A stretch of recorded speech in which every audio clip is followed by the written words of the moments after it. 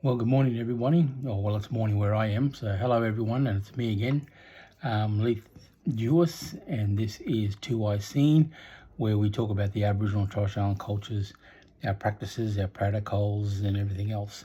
And hopefully, you're going to get something out of these videos. So, today I'll be talking about, this is episode 6, and I'll be talking about one of my favourite topics, and that's our kinship and our kinship laws and our relationships with our families and communities.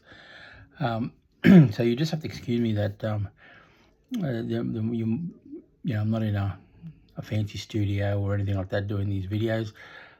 So you'll probably hear some music in the background blasting. That's from our kitchen, where my wife likes to play the morning radio. You'll hear the dogs out in the veranda occasionally, and probably my kids, yelling at the dogs. So, this is, like I keep saying every time I do these videos, this is a real world, and this is not AI or anything else. So, so to kick off things is that the basis of Aboriginal and Torres Strait Islander cultures is our family. And then beyond that is our extended systems that are very, very important to how we function, how we live, how we engage each other, and everything, including nature, how it's all part of who we are, our language, our art, our ancestors, our stories, our song, and our dance. So when it comes to our kinship and our families, is that's everything to us. This is the basis of our culture, and it is the future of our culture. So under our kinship laws, like everyone, we have our genealogy, we have our bloodlines, we have our ancestors, we have a beginning, and that continues like every culture and every human being in the world. So that the difference between Aboriginal and Torres Strait Islander people with our kinship laws in comparison with others is that we are more mindful and we're more aware and we're more practiced in our relationships. And we'll get into it a bit further. So, for example, our first cousin, our second cousin, they're not our first cousin, our second cousin, they're our brothers and sisters. And so, we'll be talking about that. So, the basis of our family is our ancestors, their stories, where they were from, their journey, and this information is passed down. Now, like every culture in the world, it's not just passed down by word of mouth, but it's passed down in the next generation. As often in all cultures, you'll see someone say, "Oh, so-and-so reminds me of my grandfather or my father or my grandmother. They look exactly the same." And so it's not just the stories that are passed down, it is our genetics, it is the little things that we do that remind us of, or remind others of our ancestors when they see us. So under our kinship laws, of course, we have a mother and father, and we have siblings, and we have extended family. Now, the difference in how we treat and practice and engage our people is that it's more closer, it's more intimate. So, for example, in my family, on both sides of the family, I have a lot of, aunties. So those aunties to me, the relationship to me, is that they're not just my aunties, they're my mothers. So I treat them like my mothers, I view them as my mothers, I engage them like I would my own mother in seeking advice, seeking counsel, all that sort of stuff. So all my aunties are my mothers. So when I'm with my aunties, although in conversations away, I refer to them as auntie so-and-so and auntie this and auntie that. When I'm with them, they're my mothers. And I treat them and I dress them as mum. I will treat them as I do with my own mother. My mum's oldest sister, Mummy Jean, who's since passed, she was the matriarch of the family after my grandmother passed. And so for generations now, for years now, whenever we were making a decision about something, whether we were going to go and leave home and travel, or whether we were going to get married or whatever, out of respect, we would always go to Mummy Jean and say, Mummy Jean, this is what I want to do. Now, she wouldn't necessarily say no, like, no, you can't marry that woman, or you can't travel, or you can't leave home, or whatever. But it was a sign of respect that she's our matriarch. And, if I said to my mum that I want to do something important, she would say, did you talk to Mummy Jean? Did you let Mummy Jean know?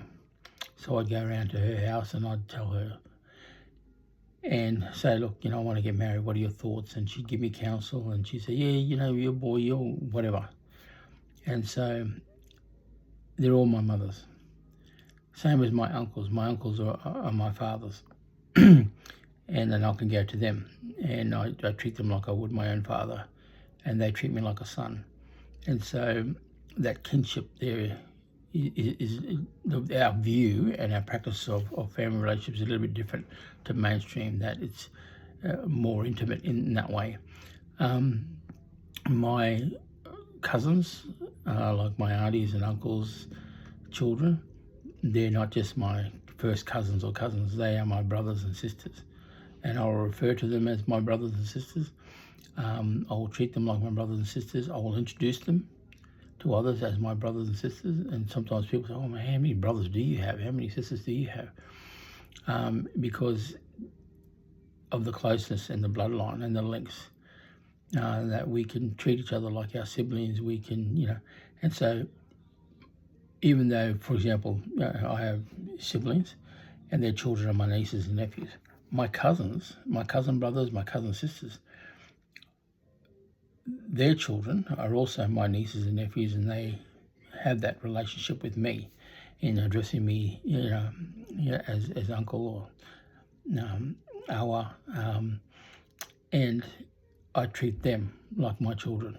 I will help them, I will protect them, I will, give them counsel, I will have fun with them, I will joke with them, I will engage them just like I would with my children. And I'd never send them away. If they came to my house for help, I would never send them away. They would be like my own kids.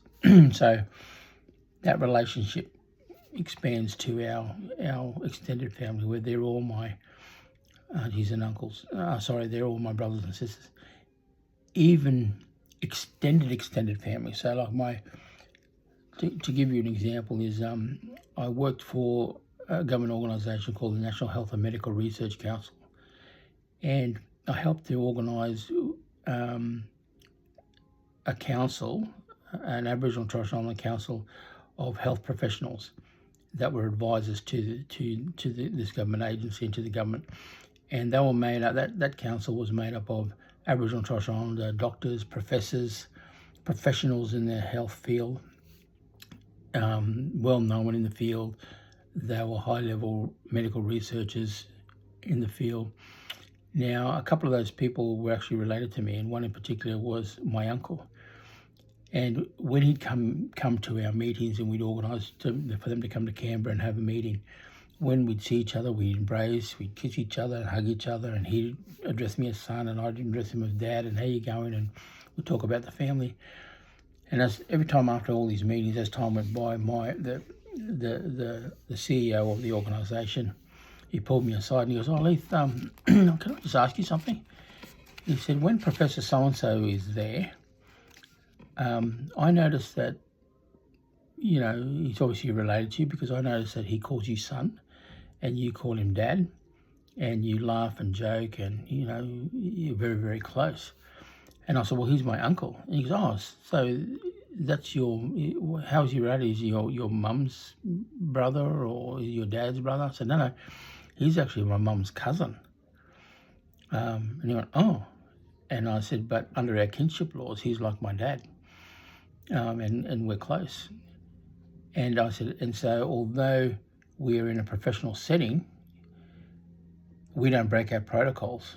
I said, regardless, he could be the Prime Minister, and he will always be my uncle or my dad, or that relationship will still exist, and he will still call me and acknowledge me and call me his son or whatever. And I said, so although we're in a professional setting, that our cultural protocols don't ever break, regardless. And so in the meetings, he will address me as son, and I will address him as dad in these meetings.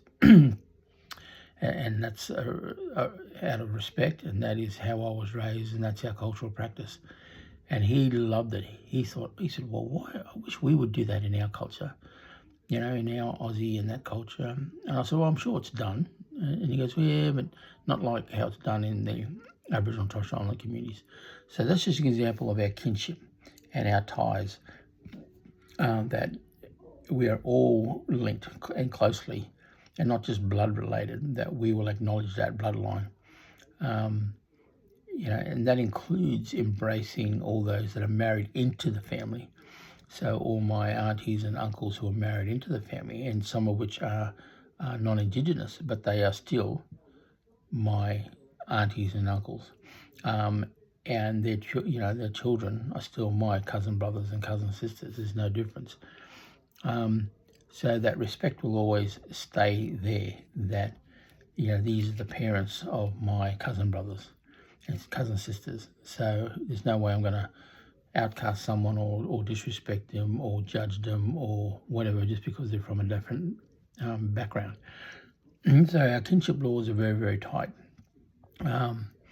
which makes our communities very, very tight, and very, very close. And we'll talk about this in another video about the mourning processes. That's why it's so deep and so connected, is because we have those kinship laws and kinship connections.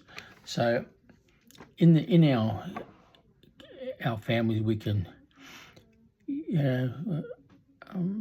assist with the it takes a village to raise a child, and so we can assist in that. And so I grew up in an era where in the 70s and 80s where it was a community thing, whether you were in a black community or not, it was a community thing. So we'd ride down the street and we'd come home and say, oh, Mr. Jones down the road, that white fella down the road, he growled us. And the first thing that my parents would say, so what did you do? And we said, well, we rode our bikes and on his yard, and it was all muddy and we made a mess, and he growled us, and he said he's going to come down here, and then we get in trouble from our parents. You can't do that these days. Everyone's like, don't you talk to my kids that way, or I'll go to the police, and you can't, you have no right to speak to my children that way. And so the environment and the communities have changed where there's a free for all. Well, it seems to be that there's a free for all, and that ties me into some of this kinship laws. Is that we have a lot of youth crime at the moment. We have a lot of our Aboriginal Torres Strait Islander kids getting into trouble. They're out the street late at night. They're stealing cars. They're breaking into houses. They're getting into fights. They're stealing from the shops. Now, everyone can point the finger and say, oh, look, they're all black kids on TV. So there's a number of things that I want to talk about with that. Is that one, we need to look at, okay, so yes, there's a question of what's the parent's role in this, And the other extension of that is the question we need to ask is that, well, why is it, and what is happening at home where a young child, 8, 9, 10, feels safer out in the street doing what they're doing, hanging out with their cousins and their mates and so on. What is happening at home where they feel more safer on the street than they do at home? So we have to look at the bigger picture here, that yes, we talk about our kinship laws and how close we are and our blood ties and all that, but we're also in some aspect losing that ability to be able to help raise the children as a community, that we're leaving up the responsibilities. Like I said, oh, you can't grow up my kids. They're my kids. Don't you ever say one thing. And it might be where we're trying to help you to teach your kids. It's not our job to raise them or discipline them, but we want to help you to make sure that they're raised in the right way and they're getting the love and support and food and whatever else that they need. Up in the Torres Straits, they have a system and a belief that you raise kids like young bamboo. Now, bamboo, for those of you who are gardeners, is that if you don't nurture the bamboo the right way and grow it and guide it from its shoots, when it grows, bamboo's hard to straighten. You can't straighten bent bamboo. And it's a symbolic representation of how we raise our kids, is that you start young. You give them all the correct principles, the guidance, the love, the knowledge, and then when they become teenagers and young adults and then adults, they're going to do the right thing. So we talked about in the other previous videos about the impacts of colonisation. And so one of the residuals of that over time was these dysfunctional families. People don't know how to be parents because their parents didn't know how to parent and raise them. And so we have a generation of people who don't know how to parent. And then they may not have the support base, that family or that community or that kinship support base, because they've moved away off country, they've moved away from their island home. They don't no longer live in close proximity to their families. Like we all grew up where all our families and that were in town. So if someone was struggling as a parent or parents financially, or if they were a single parent, we grew up in a generation where there was that support around. If you had to go to work, we had family to be able to look after and babysit and care for our kids when society doesn't have that. And it's not just in the black community, it's right across the community where we don't have that structure anymore and that support. And so it's harder for people. And we rely on daycare centres, we rely on schools, as babysitting centres to raise our kids and keep them busy for 8 hours of the day. So we've lost that connection as part of our kinship laws and community laws, is that it's a free-for-all, everyone does their own thing. And then, you can't discipline your children. I don't agree with this, but I've never touched any of my kids. I've never raised a hand, I've never smacked, I've never hit. My wife has never smacked or hit any of our children, that there are other ways. And part of that is because, we come from a generation where we were flogged, we were hit, with a strap, a belt, whatever. We get a thongs, whatever was available, that it was done to us. So anyone that was brought up in the 60s, 70s, 80s, we were hardened. There's that saying says, your words don't hurt me, because I used to hold the torch for my father. And although we laugh about that because we grew up in that generation, at the same time, it's not that funny. And so out of that process, we now have these people that don't know how to parent. Or they go too far, they're too violent, they're too strict when it comes to parenting. And I'm not going to lie, the Aboriginal Torres Strait can be very, very strict with children because of the bamboo analogy I gave you. And you need to find a balance. That's okay to raise your children that way, but it doesn't mean you flog them into submission and that you treat them a certain way to make sure they stay on the straight and narrow. There's other ways of doing it. So we laugh because we also remember we used to get that hiding, and then after your parents my dad. When I say parents, it wasn't my dad. My dad never touched us. My mum was the one that gave all the discipline, and she'd give us a hiding, and straight after we'd be crying. And it was them ugly cry too, like, them kind of cry, I don't know what happened. And then after she'd give you that flogging, she'd say, you know what Mummy gave you hiding, eh? No, because Mummy loves you. Like, what? So, yeah, it was a bit mixed up as well. So our kinship laws is that, we've lost that ability to be a community and be a tribe to help assist and raise, because we're told to mind our own business. We also rely too much on white man law. The police will take care of it. But they don't fear it. They don't fear white man law. Because, when I was living in Canberra and I had a meeting, I was working for the ACT government at the time, and we had a meeting with the local police commissioner of the ACT, and we were talking about, and at the time, many, many years ago now, at the time in the census, there were 14,000 Aboriginal people that identified as Aboriginal Torres Strait Islander in the ACT region, in the Canberra region. And the police commissioner at the time said, "Oh, Leith, our census shows that, we've got 4,000 people who identify in our regional area as being either Aboriginal and or Torres Strait Islander, but we have a high incarceration rate of youth going into youth detention, these young boys going to youth detention, and we're a bit concerned about it." And he said, "We just want to hear your thoughts around." I said, "Well, first of all, Commissioner, you need to get your statistics right." And he said, "What do you mean by that?" I said, "Well, what I mean by that is that, take 100 crimes, for example. Are there 100 crimes being committed by 100 kids or young boys? Or they are a handful? There are 5 kids that are committing, repeat offenders that are committing the crimes. So first of all, you need to get your statistics right. The second part is that they don't fear white man law. And they say, "Oh yeah, but we'll throw them in juvenile detention, and as they get older, they'll probably go to jail." And I said, "Yeah, exactly.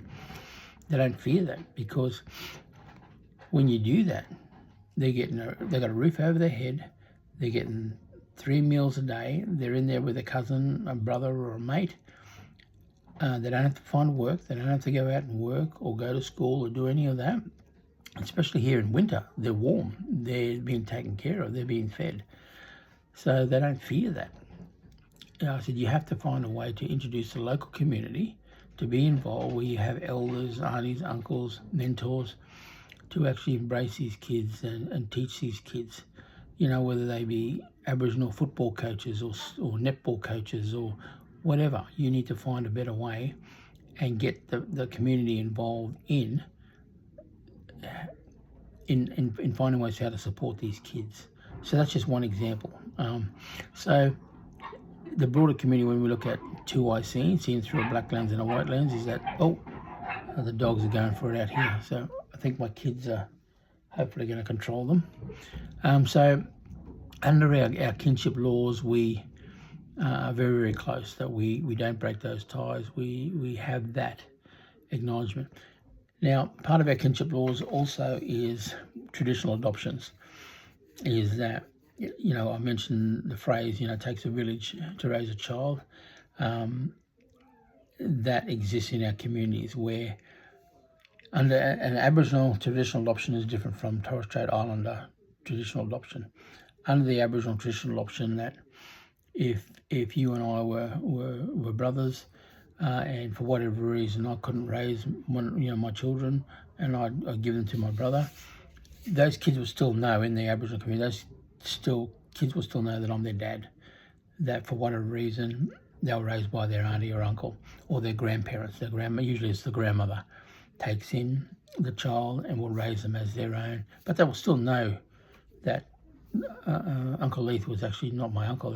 Uncle Leith was actually my dad. And so, once again, it's that support thing. So there could be various reasons why one didn't have the ability to raise their children, but they made sure it stayed in the family, and it was raised by their grandmother or whoever. So that's the way that the Aboriginal adoption system works. That it's a community thing. In the Torres Strait Islander community, it's a little bit more sacred and secret, in the sense that if me and my brother, if I gave one of my children up to my brother, and there could be various reasons why that happened, that child will not know that I was actually their biological father. They would be raised as my brother being their dad, and I would be their uncle. It's up to us as adults at some stage where we will let that information out and share with that child that, by the way, I'm not your uncle, I'm actually your dad, but because of the circumstance or whatever it is. And there could be other reasons. It could be that my brother and sister-in-law couldn't have any children. And so we talked about the importance of land and the continuation of land and island homes, and that to make sure there was still some sort of bloodline for them, that I would give up one of my children and they would raise them because they couldn't have children of their own. Now, a lot of that stuff still exists, not as much as, well, I think it's not as much as it used to, but it still exists where there's an arrangement that's made. Sadly, in some cases, the child doesn't find out until, Uncle Leith's on his deathbed. And Uncle Leith want to see you. Yeah, Uncle. And it's only, near death that they then find out that I wasn't their uncle, that I was their dad. So it's a sad thing. It's an emotional thing, but it also can be a joyous thing. So when we look at these things, people think, wow, that's weird. There's no way I'd give up my child. There's no way I'd do this. But it's not like we're giving up our children and leaving, and we never ever have a relationship with that child. We're always there as a community, as their uncles and aunties and so on. So when I was at National Health and Medical Research Council, and I gave a couple of workshops, and we talked about traditional adoption, and one of the medical researchers said, "So, Lethal, I don't understand, why are we having these cultural awareness sessions?" And I'm like, "Mate, what are you stuck on stupid?" And I said, "Well, the reason why," I said, "Are you a doctor?" And he went, "Yeah, I'm a GP. I'm a practitioner." And I said, "Okay." I said, "Well, the reason why," I said, "you obviously know I'm a medical researcher." I said, "Health researcher." I said, "So the reason why it's important for you to understand this is that if you and your team are doing research, for example, up in the Torres Straits or in an Aboriginal community, and you come across something in the genetics, and then when you do your research, you're thinking, well, all the family have this except for this person. Now you want to go do more research on that poor person or that poor kid to find out why is it that they don't have this ailment or illness or whatever, but the others do." And that's why it's important for you to know this, because then you can realise that, maybe it's one of those traditional adoptions, and that's the simple answer. So you don't have to do any more medical research to find out why that one child was different from everybody else. I said, that's why it's important for you to ask questions and understand the systems. And I said, but the reason why we want you guys, when you do the research, to have Aboriginal Torres Strait people involved is because that child may not know. There's a lot of sensitivities around it as well, that child may not know that they are adopted, or were given up to their auntie or uncle or whoever. And I said, so that's why it's important for you to understand. And an extension of that, that's why it's important for you to have Aboriginal Torres Strait people part of your research team and involved, so they can teach you and guide you on how to do your research properly when you go to these communities. So you can see how complex our kinship laws can be. That we can make decisions for our family, or help make decisions for our family if they're struggling with their kids and they don't know what to do. I can't tell you how many family members and cousin brothers and sisters we had living with us when I was growing up. Is that for some reason something happened at home, all of a sudden mum would, your cousin brother coming to stay.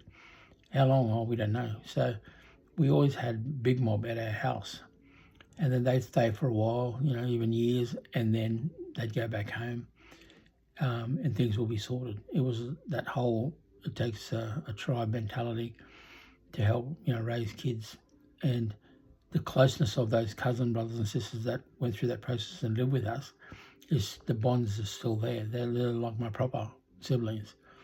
And we have relationships with these people, and we have relationships with their children. So our kinship is very, very important, that we acknowledge each other and the closeness. It's not like, I've heard non-Indigenous people say, "Oh, is that your cousin?" No, that's my mum's cousin's daughter. So it's your cousin. No, it's my mum's cousin. And they don't make that connection for some reason. They don't make that, "Oh no, yes, you're right, that's my third cousin," and whatever. It's like, no, they're not related to me, they're related to my mum. That just happens to be their children. They don't make that connection that you're still related. Back in the day, our people, traditionally, it wasn't like now where you say, "Oh, that's my oldest daughter, that's my oldest son, that's my youngest." they didn't have numbers for their children. It was like, that's so-and-so, that's my child. And no one cared or bothered, or they didn't wonder, like, well, so which one is that? Is that the oldest one or the youngest one? I said, no, that's just my child. But over time, things have changed where we categorize people. Oh, yeah, that's number one, that's number two, that's number three. And so our kinship laws were different, and they continue to have that closeness now. And that 6th degree of separation is a real thing, where I'll see someone think, oh, they look like TI mob, they look like Torres Strait Island mob. And I'll go over and I'll say, excuse me, you mob from Torres Strait? Oh, yeah. My family is this. I said, oh, yeah, no, I'm a Jewess. Oh, yeah, we know you're... And you make those connections. And all of a sudden, you're like family, and you're like your cousins. I grew up in a generation where, and it wasn't just us, it was everyone, where you called everyone Mr. and Mrs. You called everyone auntie and uncle.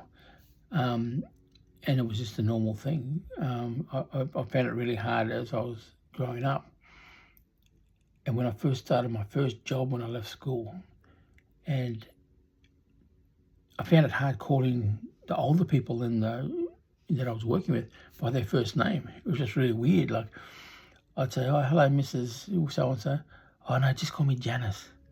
And in my head, I was like, mate, if my mother or father, grandmother or that saw or heard me call you by your first name, I'd get growling, I'd get in trouble. And so that respect system was a bit different. And that was just like, I know I was a young adult and I was treated like an adult and all that sort of stuff. But because how we were raised, it was it took some time for me to get used to the fact that I didn't have to call them Mr. and Mrs. I kept calling the manager Mr. Smythe. And he goes, look, just call me Les, stop the Mr. stuff, And I went to school with his son, and I'm like, I just couldn't get used to it. So I still had that habit of calling people Mr. and Mrs. Now, fast forward, my kids learn from me and my partner. And as you do in the Aboriginal Torres Strait Islander, whether they're black, white, brindle, Asian, whatever, they still automatically refer to adults as auntie or uncle if they're friends of mine, if they're close to me. And it's a normal thing. Oh, hello, auntie so-and-so, or hello, uncle so-and-so. And these people are like, what? They just call me uncle. So that's just our way. That's how we were raised to show respect. It's like, calling you Mr. and Mrs., that they acknowledge your relationship with me, and you're an older person, and because of your relationship with me, they respect you and they call you auntie and uncle. When we were living on the Gold Coast, and as kids get older, the street that we lived in it became very, very close over time, because our kids would call all the neighbours in the street auntie and uncle. And at first you could see they were a bit, morning, Uncle so-and-so, when they're taking the bin out, and hello, they're a bit shy, and they call me auntie and uncle. And over time it became the normal thing. And the neighbours loved it. They were all, go over to auntie so-and-so's house and see if they're right, with the storm. Go over to Uncle so-and-so, and Dad said, do you need any help with something? And it became the normal, and it's still the normal now. When I meet people in our little town, I refer to them as, although they're not related, I refer to them as uncle and auntie so-and-so, and my kids refer to them as auntie. And I'm doing that to teach them about that relationship and that sign of respect, and people love it, because it's not done anymore. The Mr. and Mrs., the auntie, uncles, isn't done anymore. So our kinship laws are very, very important to us because it's our continuation, it is our bloodline, it is our ties.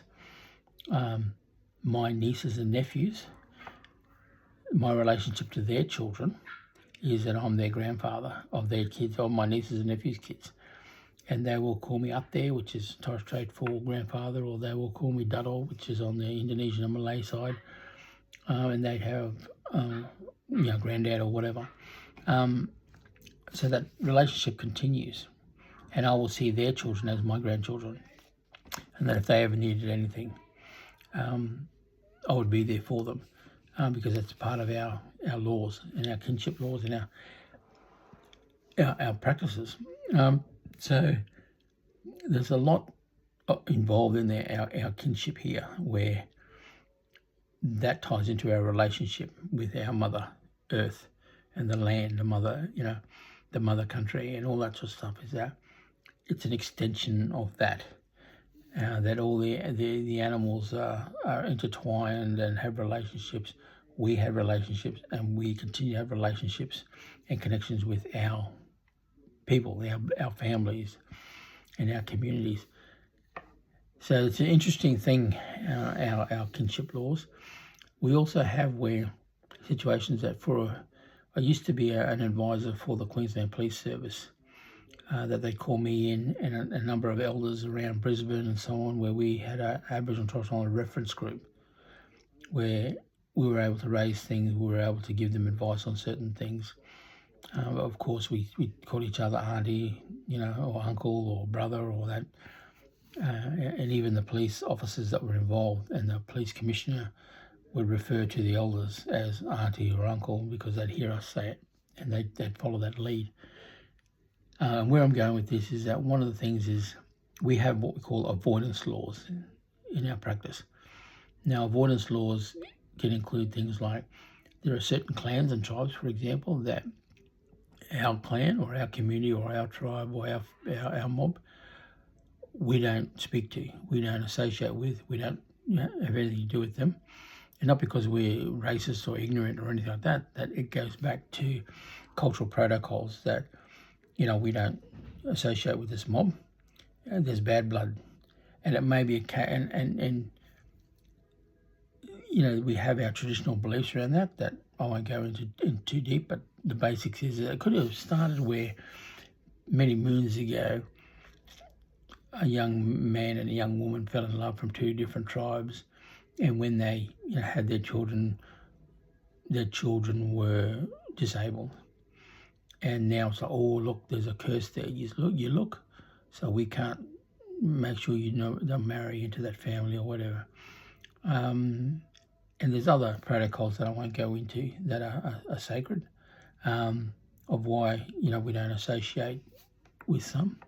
Like, I've given advice to ministers over the years where they've gone to a certain area around Australia where there's traditional mob, and they're having a meeting, and then I'm like, man, what have you guys done? I said, you got clans here that aren't even supposed to be in the same room, and talk to each other and all that. So what are we going to do? So we've had to change the meetings, or even send someone down to the hardware store to get some tarpaulins and put up some tarps where one clan sat on one side of it and the other clan sat on the other, so they weren't associating, they weren't looking at each other or anything like that. And so I said, I told you, mob, make sure you have an understanding of who's going to be and who you're inviting, because some of those clans under our avoidance laws, they can't be together, they can't associate with each other. They can't even look at each other. Now, where I'm going with this is that as part of the Aboriginal Torres Strait and Queensland Police Service advisory group, they were having problems, and the commissioner raised that they were having problems in parts of North Queensland and that in the prisons where these mob boys fighting, and they've got to send someone away and that. And I said, well, when I explained the avoidance laws, I said, so that's why they're getting into it, is because they have to do something to get out of there, because they can't be in the same yard as this other mob. And I said, they don't want to, come under tribal law, or discipline, like, hey, you're in jail, but what you doing associating with that mob? You're not allowed to. And so they'd rather respect that and then have a go at each other, so one gets removed, so they wouldn't have a drama. That's just one example. Another example is that at one of our North Queensland, far North Queensland communities, the police service were looking for a police liaison officer to work in that community. The local people didn't want to do it. There was no one that applied.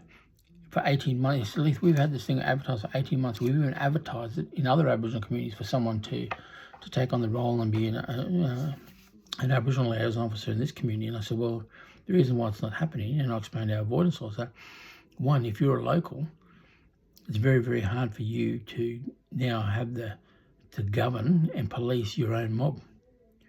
I said the backlash is great because you're a bully man. You got the whitest job in the world now. You know, you're like a white man, and you're a police officer, or you're associated with the police. And so it's very, very hard for that person and their extended family, their partners and their children and so on, that they're always going to be ridiculed because they're bully men, or they're working with the police service. So that's very, very hard. The other thing is that the reason why you're not getting any applications from outside of the community is that up there they know, well, that's not even my mob. You know, hell no, I'm not going to go in there and police these mob because they're not my people. They got some different laws over there. You know, they got different language, they got some different practices. So the avoidance laws are part and parcel of that. It's the respect system. So they have to find ways on how to manage that and work around that. And so you got a lot of, because we're a matriarchal system and our women are very, very strong. A lot of these communities, you find that it's the women that step up, and they do it because they're the mothers. They do it because they're the aunties, they're the grandmothers. And they'll go out and do night patrol, and they'll go out and do other things and step up, because there is that sort of respect thing there for the women in our communities. And yes, we could argue that there's also a lot of DV and all that sort of stuff, but that's not in every community. And so our matriarchs step up. You know, 9 times out of 10, they're not even asked to; they just do it. And it goes back to my mum's older sister, my mummy Jean, is that whatever she says goes. You know, so it's that whole thing of respect. Everything in our culture, our song, dance, art, stories. What people say, what's all that about? And every single one of those things, our song, our dance, our language, our art, everything, our cultural practice is all about one thing and one thing only. It's respect. Is that we are teaching all of our laws, all of our practices, everything is about respect. Respect for ourselves, respect for each other, respect for the land, respect for our teachings, respect for our laws. And communities have lost that respect, which is why you see these young people, whether they're white, black or whatever, having home invasions and so on. They haven't been taught respect. They haven't been taught responsibility. But we have to extend that question to why are they doing it? Why they feel safer out in the street rather than at home. So those kinship laws need to come back. And although they're practicing now, not come back, but those kinship laws need to be extended and taught more, not just to our mob, but to the broader community as well. So, you know, I'll see people that, they'll see these young people doing something, and yes, they physically don't feel that they're capable of stepping in, and they'll let it go. They'll just let these teenagers do whatever they're doing because they don't feel confident.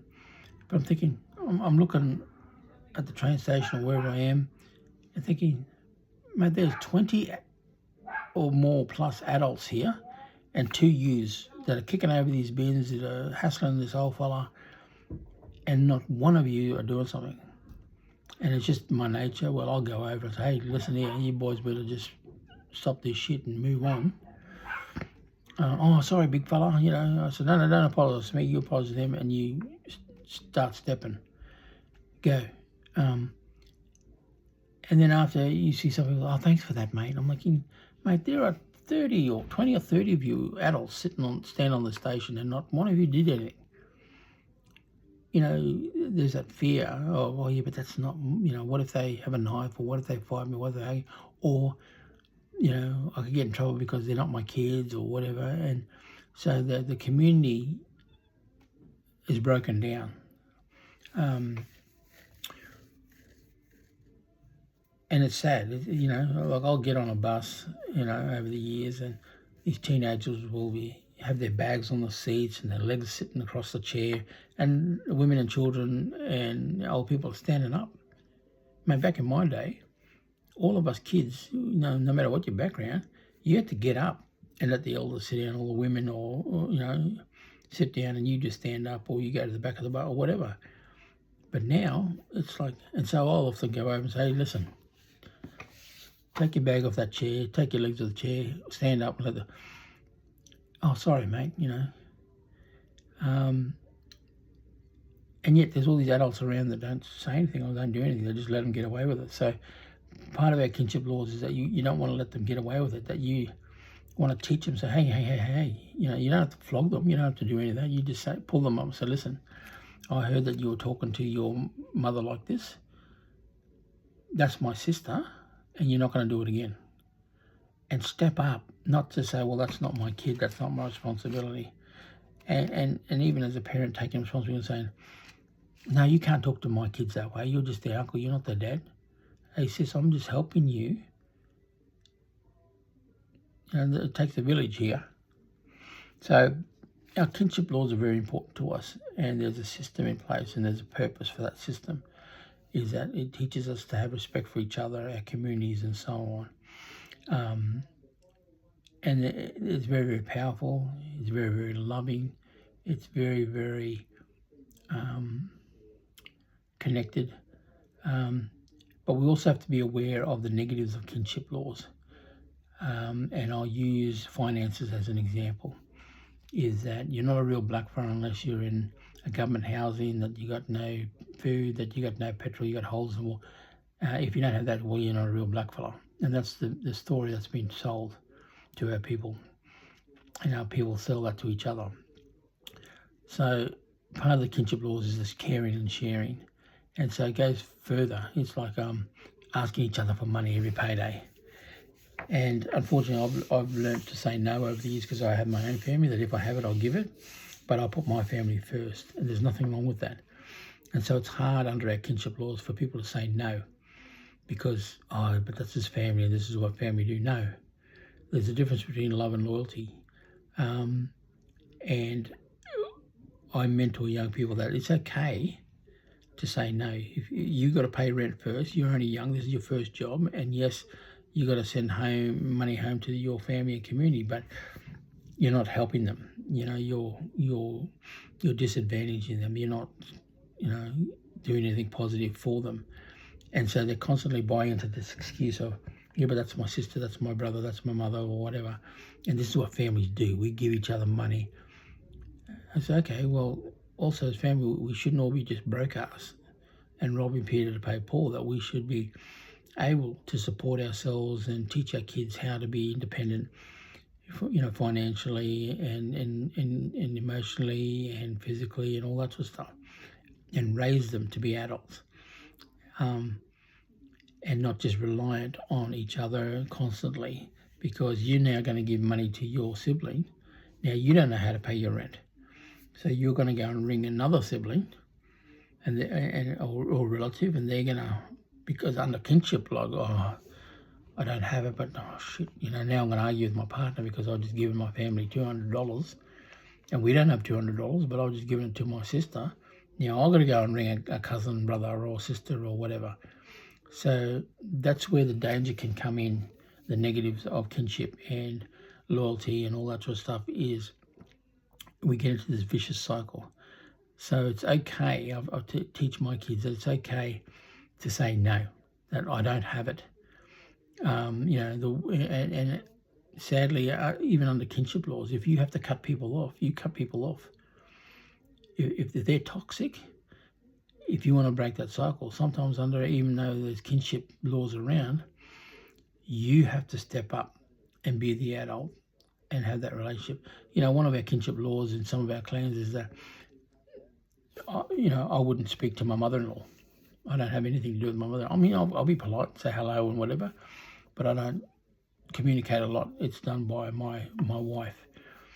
Now, people say, oh, that's a bit dysfunctional, but it's not, because that system where I don't talk to my mother-in-law, and if anything happens, my wife's going to handle it with her mother, is that the relationship with the two women have changed now. She's not just the mother-daughter relationship. The mother now realises that her daughter is now a wife, a partner, a mother, a grandmother, or whatever, and she's a matriarch of her family, and she is protecting her family. And so that relationship changes. There's that respect now. Oh yeah, my baby girl is a big girl now, and she's just doing the right thing. So it's not dysfunctional. So, like I said earlier in the beginning, the kinship laws can be very, very complex. There can be chaos in it. There can be a lot of hurt in it, a lot of pain in it, but there's also a lot of love in it.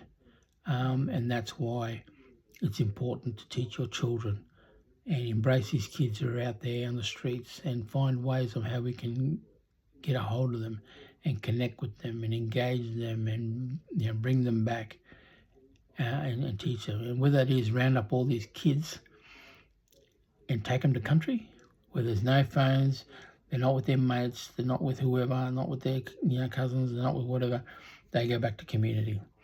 And they go up in the outstations where our mob, they own cattle stations, they own whatever, they do proper cultural practices where they learn. And where they're going to go, they can't run away. They're in the middle of nowhere. They're not going to run back to the city. They can't go 300, 400, 500 k's on foot. So they need to have that connection back to culture and country to heal them, so they become responsible adults. So this is a bit longer than some of the other videos because I want to talk about our connections, the importance of it, the relevance of it. So hopefully you've all got something out of this. And like I said, so if these conversations help, if you find them educational or interesting or whatever, please watch other videos and continue to watch other videos that I put up. And hopefully it's going to help. And just remember to ask the question, engage people. And, when you look at something, see it through your lens and see it through another man's lens as well. And make sure you continue to do that till I've seen, because that's when you realise that there's common ground here and that we're all in it together to make sure that no one gets left behind. So have a good day, and we'll see you on the next time. Bye.